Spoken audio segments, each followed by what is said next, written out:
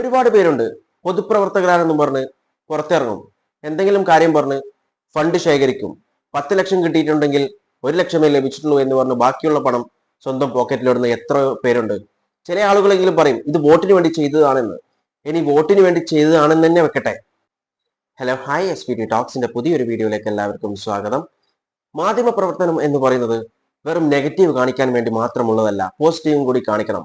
ഒരു വ്യക്തി ഒരു തെറ്റ് ചെയ്താൽ അല്ലെങ്കിൽ ഒരു നെഗറ്റീവ് വന്നതിനാൽ അതിനെ കൊട്ടിഘോഷിച്ച് നടക്കുകയും എന്നാൽ അതേസമയം ആ വ്യക്തി ഒരു നല്ലൊരു കാര്യം ചെയ്താൽ അതിനെക്കുറിച്ച് ഒരു അക്ഷരം മിണ്ടാതിരിക്കുന്നതല്ല മാധ്യമ പ്രവർത്തനം. പറഞ്ഞു വരുന്നത് സുരേഷ് ഗോപിന്റെ കാര്യമാണ്. നമുക്കറിയാം ഒരുപാട് നെഗറ്റീവ് ന്യൂസസ് അദ്ദേഹത്തെ പറ്റിയിട്ട് ന്യൂസസിലൊക്കെ വന്നിട്ടുണ്ടായിരുന്നു.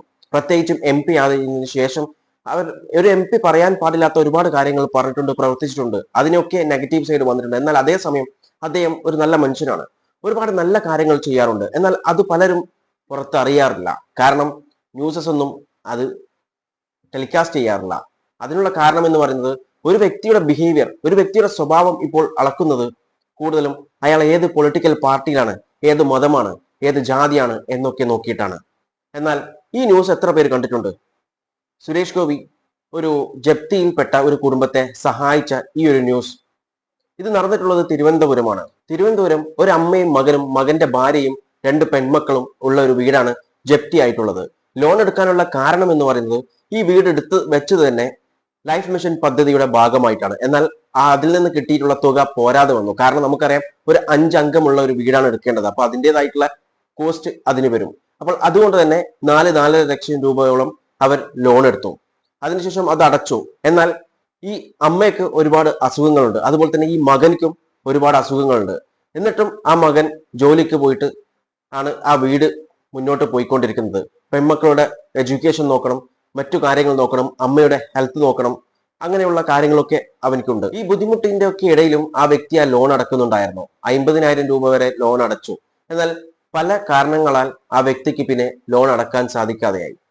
അതിനുശേഷം ജപ്തി ആയി. ജപ്തി ആയിട്ടുള്ളത് ഉച്ചയ്ക്ക് ശേഷമായിരുന്നു. ആ മകൻ ജോലി പോയി പുതിയൊരു ജോലിക്ക് വേണ്ടി അന്വേഷിച്ചു പോയിരിക്കുകയാണ്. ആ വീട്ടിലുള്ളത് ആ അമ്മയും ഭാര്യയും മാത്രം. ജപ്തിയായി, വീട്ടിൽ നിന്ന് പുറത്താക്കി. ഭക്ഷണമോ അല്ലെങ്കിൽ ഡ്രസ്സോ മെഡിസിൻസോ ഒന്നും എടുക്കാതെയാണ് അവരെ പുറത്താക്കിയിട്ടുണ്ടായിരുന്നത്. അതിനൊന്നും സമ്മതിച്ചില്ല. 2 പെൺമക്കളും വന്നു, എല്ലാവരും വന്നു, ന്യൂസ് ചാനൽ വന്നു. അങ്ങനെ റിപ്പോർട്ടറിനെ വിളിച്ചു. റിപ്പോർട്ടർ TV അവരും വന്നു, ലൈവ് ഇടാൻ തുടങ്ങി. ഈ ലൈവ് സുരേഷ് ഗോപി സർ കണ്ടു. അദ്ദേഹം റിപ്പോർട്ടർ TVനെ സ്പോട്ടിൽ വിളിക്കുകയും കടം എത്രയാണെന്ന് അന്വേഷിക്കുകയും ഞാൻ അടച്ചു തീർത്തോളാം എന്നൊരു കാര്യം കൂടി പറഞ്ഞു. കടം 4 ലക്ഷമായിരുന്നു. സുരേഷ് ഗോപി സർ അത് ഓക്കെ, രാവിലെ അടക്കാമെന്ന് പറഞ്ഞു. പിറ്റേ ദിവസം തന്നെ രാവിലെ ബാങ്കിൽ പോയപ്പോഴാണ് അറിഞ്ഞത് 4 ലക്ഷമല്ല, അത് 5 ലക്ഷത്തോളം ഉണ്ട് എന്ന്. ബാക്കിയുള്ള പണം റിപ്പോർട്ടർ TV സ്വരുക്കൂട്ടി അടച്ചു. ജപ്തി ക്യാൻസൽ ചെയ്തു. വീട് തിരിച്ച് അവർക്ക് തന്നെ നൽകി. ഈ ഒരു ന്യൂസ് എത്ര ചാനലിൽ നിങ്ങൾ കണ്ടിട്ടുണ്ട്? റിപ്പോർട്ടർ TVയിൽ ഉണ്ടാവും, പിന്നെ ഏതെങ്കിലും ചില ലോക്കൽ ചാനൽസിലും ഉണ്ടാവും. വേറെ ഒരു മീഡിയയും ഇത് റിപ്പോർട്ട് ചെയ്തിട്ടില്ല. എന്തുകൊണ്ട്? കാരണം ഞാൻ ആദ്യം പറഞ്ഞത് തന്നെയാണ്, പലതും പൊളിറ്റിക്കൽ പാർട്ടിയും ജാതിയും മതവും ഒക്കെ വെച്ചിട്ടാണ് ന്യൂസസ് ഒക്കെ കൊടുക്കുന്നത്. ഈ വ്യക്തി വിമർശിച്ചു ഒരുപാട് പേർ രംഗത്ത് വന്നിട്ടുണ്ടായിരുന്നു, പല കാര്യങ്ങൾ ഇദ്ദേഹം നെഗറ്റീവായിട്ടുള്ള കാര്യങ്ങൾ ചെയ്യുമ്പോൾ. എന്നാൽ ഒരു പോസിറ്റീവ് ആയിട്ടുള്ള കാര്യം, ഒരു നല്ല കാര്യം ചെയ്താൽ അതിനെ പ്രശംസിക്കാൻ എന്തുകൊണ്ടാണ് ആളുകൾക്ക് സാധിക്കാത്തത്? ഒരുപാട് പേരുണ്ട്. പൊതുപ്രവർത്തകരാണെന്നും പറഞ്ഞ് പുറത്തിറങ്ങും. എന്തെങ്കിലും കാര്യം പറഞ്ഞ് ഫണ്ട് ശേഖരിക്കും. 10 ലക്ഷം കിട്ടിയിട്ടുണ്ടെങ്കിൽ 1 ലക്ഷമേ ലഭിച്ചിട്ടുള്ളൂ എന്ന് പറഞ്ഞ് ബാക്കിയുള്ള പണം സ്വന്തം പോക്കറ്റിലിടുന്ന എത്ര പേരുണ്ട്. ചില ആളുകളെങ്കിലും പറയും ഇത് വോട്ടിന് വേണ്ടി ചെയ്തതാണെന്ന്. ഇനി വോട്ടിന് വേണ്ടി ചെയ്തതാണെന്ന് തന്നെ വെക്കട്ടെ, ചെയ്തത് നല്ലൊരു കാര്യമാണ്.